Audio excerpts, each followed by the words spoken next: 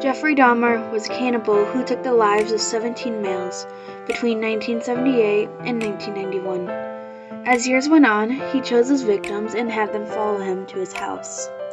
His first victim was a hitchhiker named Stephen Hicks, who was taken to Dahmer's parents' house, where they drank.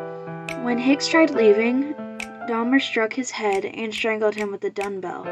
He then packed the body parts into plastic bags and dug them into the ground.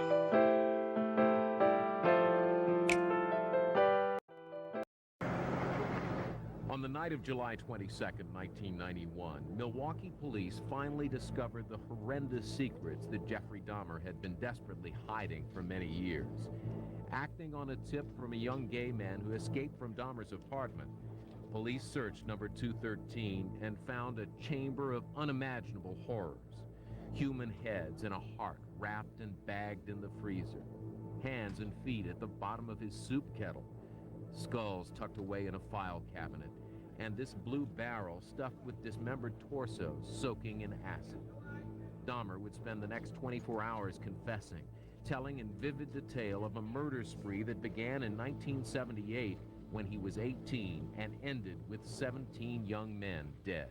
I had this reoccurring fantasy of meeting a hitchhiker on the road and of taking him hostage and doing what I wanted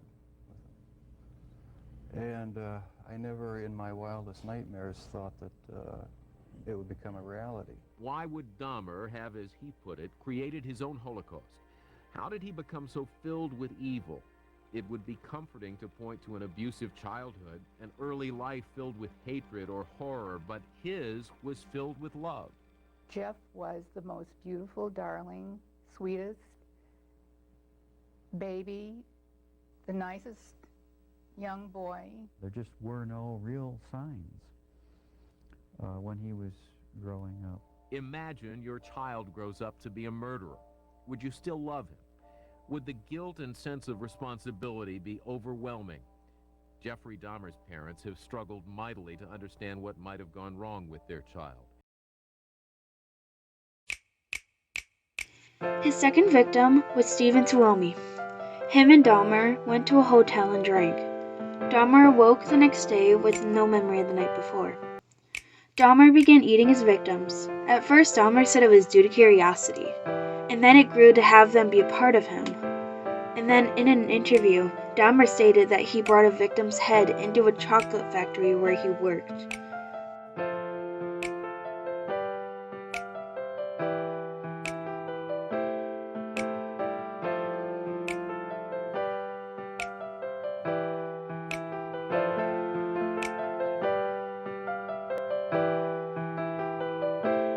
Jeffrey Dahmer was born in Milwaukee, Wisconsin on May 21st of 1960. His urges to kill started at the age of 14.